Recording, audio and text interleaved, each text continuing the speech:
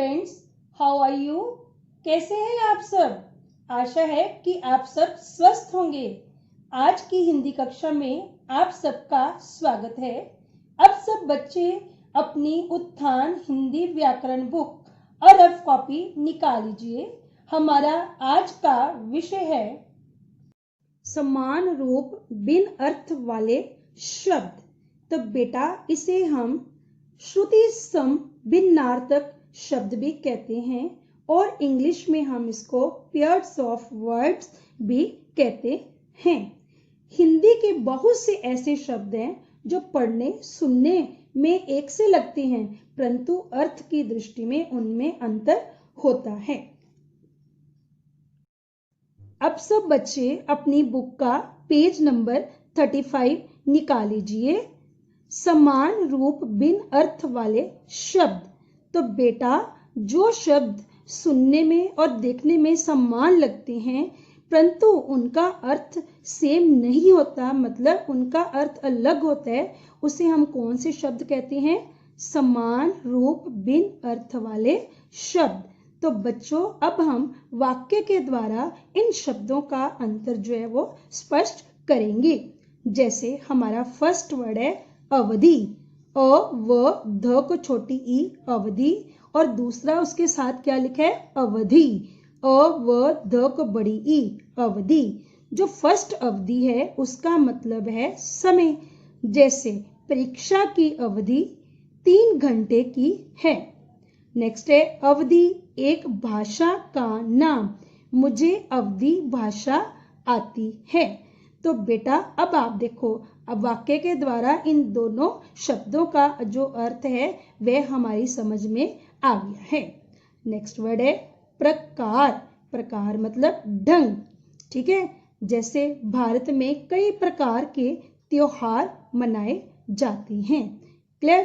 अब उसके बाद नेक्स्ट है प्राकार। प्राकार का मतलब होता है चार दीवारी, जिसे हम बाउंड्री भी कहते हैं।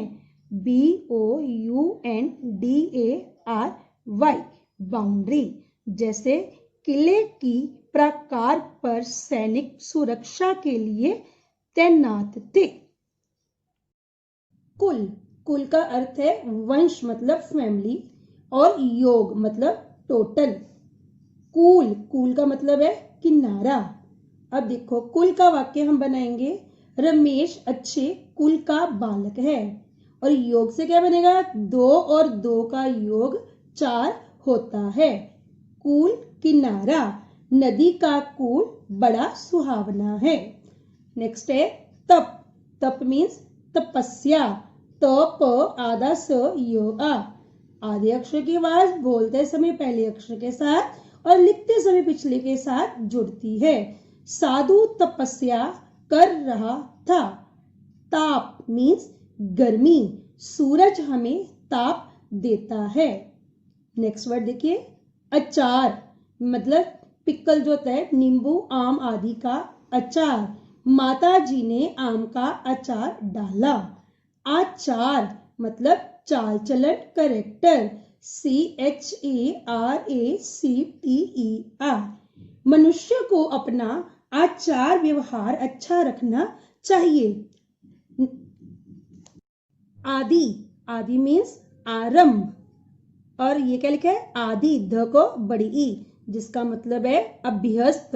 अ आधा ब, य आधा स त मतलब हैबिचुअल। HABITUAL। अब देखो आदि का हम बनाएंगे, पुस्तक को आदि से पढ़ो।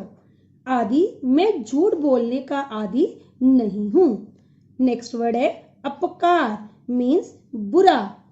अपकार का विलोम उपकार होता है, और उपकार मतलब भला, सबका उपकार करो। नेक्स्ट वर्ड है गृह। गृह मीन्स घर। अब देखो इसका वाक्य क्या बनेगा? मेरा गृह स्कूल के निकट है। और ये लिखा है ग्रह, ग के पैर में पदेन हो, ठीक है। तो ग्रह का मतलब होता है नक्षत्र, नक्षत्र। इसे हम क्या कहते हैं? Planet, PLANET। अब इसका सेंटेंस सुनो। नवग्रह की पूजा करो। अंबर, अ के ऊपर बेटा जो बिंदी से हम क्या कहते हैं, अनुस्वार। अंबर मीन्स आकाश।